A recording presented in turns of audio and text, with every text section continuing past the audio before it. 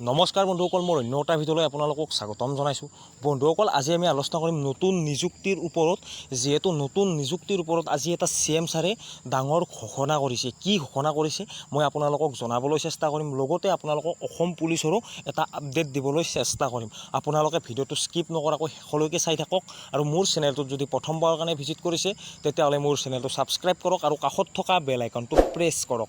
চাওক বন্ধুসকল, যিহেতু আপোনালোকৰ নতুনকৈ ভেকেঞ্চি আহিব বুলি আমাৰ অসমৰ মাননীয় মুখ্যমন্ত্ৰী হিমন্ত বিশ্ব শৰ্মা ছাৰে আজিৰ পৰা 3 মাহ 4 মাহ আগৰ পৰাই কৈ আহি আছে। আৰু আপোনালোকৰ কিছুদিন আগতে এখন নটিচ ভাইৰেল হৈছিল বা অসম কেবিনেটত সেই নটিচখন পাছ হৈ আহিছিল। সেই নটিচখনত উল্লেখ আছিল যে আপোনালোকৰ 32,689টা পদ আহিব বুলি।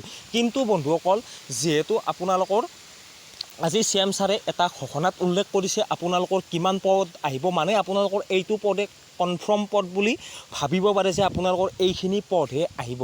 আপোনালোকে ফাৰ্ষ্ট টাইম আমাৰ CM ছাৰে কি কৈছে আজিৰ ভাষণটোত আপোনালোকে এবাৰ ভালদৰে চাই লওক। যে যোৱা কিছুদিন আগতে আমি 1 লাখ চাকৰি দিলো ল'ৰা ছোৱালীক।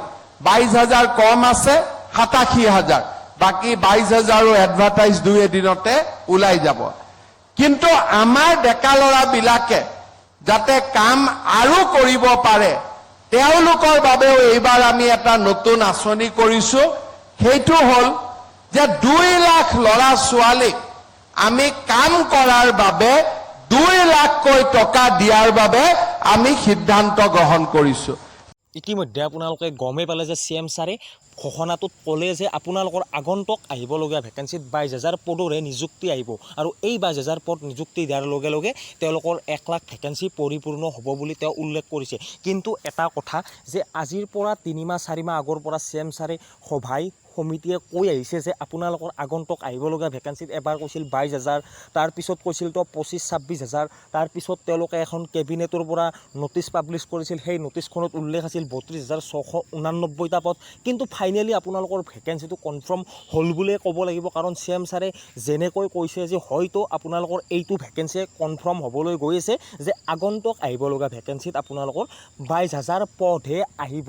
হয়তো আপোনালোকৰ তেওঁলোকে বিলুপ্ত কৰা পদত হয়তো ইয়াৰ কিছুমান পদ বিলুপ্ত হৈ গ'ল নেকি, এনেকুৱা ধৰণৰ প্ৰশ্ন হৈছে। হয়তো আপোনালোকৰ যিমানখিনি পদে নহওক, যিহেতু আপোনালোকক এটা পদৰে দৰকাৰ, হয়তো আপোনালোকক এটা পদৰ কাৰণে আপোনালোকে চাকৰি কৰিবলৈ যাব। আপোনালোকে এটা পদৰ কাৰণে ফ'কাছ কৰক যাতে আপোনালোকে চাকৰিটো ল'বলৈ সক্ষম হয়। আৰু অসম পুলিচৰ আপডেটটো এনেকুৱা যে প্ৰায়ভাগেই সুধি আছে যে অসম পুলিচত এইবাৰে লাষ্ট ভেকেঞ্চি নেকি, আকৌ নতুনকৈ ভেকেঞ্চি নোলায়ে নেকি। চাওক বন্ধুসকল, এইটো কথা নহয়। মই প্ৰতিটো ভিডিঅ'তে কৈ আহিছোঁ যে এইটো বছৰৰ কাৰণে আপোনালোকৰ শেষ ভেকেঞ্চি, 0 ভেকেঞ্চি। মানে অসম চৰকাৰে প্ৰতিটো বছৰতে আপোনালোকৰ নতুনকৈ ভেকেঞ্চি ওলাই থাকিব। মানে তেওঁলোকে এটা জনাইছে যে প্ৰতি বছৰৰ ভেকেঞ্চি তেওঁলোকে পৰিপূৰ্ণ কৰি থাকিব। বছৰে বছৰে তেওঁলোকে নতুন ভেকেঞ্চি ওলাই থাকিব। আপোনালোকে সেইটো টেনশ্যন কৰিব নালাগে। আপোনালোকৰ প্ৰতি বছৰে অসম পুলিচৰ নতুন ভেকেঞ্চি আহি থাকিব। এই বছৰৰ কাৰণে আপোনালোকৰ তেওঁলোকে 0 ভেকেঞ্চি কৰিবলৈ গৈ আছে। মানে এইটো বছৰত এইটো শেষ ভেকেঞ্চি হ'বলৈ গৈ আছে। ইয়াৰ পিছত ধৰক এইটো শেষ হোৱাৰ পিছত এই 2023 চনত আপোনালোকৰ কোনো ধৰণৰ নতুন ভেকেঞ্চিৰ নটিচ নাই। 2024 চনত আপোনালোকৰ নতুন ভেকেঞ্চিৰ আহি যাব। কাৰণ তেওঁ উল্লেখ কৰিছে, তেওঁ এটা কথাই উল্লেখ কৰিছে, তেওঁলোকৰ যিমান প্ৰমোশ্যন পায় বা যিমান খালী পদ থাকে সেইখিনি তেওঁলোকে এটা টাইমে অক্টোবৰ মাহত তেওঁলোকে সেইটো ফিল আপ কৰিবলৈ চেষ্টা কৰিব প্ৰতি বছৰতে। যিহেতু আপোনালোকে গমেই পালে আপোনালোকৰ 22,000 ভেকেঞ্চিহে আহিব। আৰু অসম পুলিচতো প্ৰতি বছৰে ভেকেঞ্চি আহিব। এইটো নহয় যে এইবাৰে লাষ্ট ভেকেঞ্চি, সেইটো কথা নহয়। আপোনালোকৰ প্ৰতি বছৰে ভেকেঞ্চি আহি থাকিব। আজিৰ ভিডিঅ'টোত এইখিনি। যদি কিবা জানিবলগীয়া থাকে তলত কমেণ্ট কৰি সুধিব পাৰে।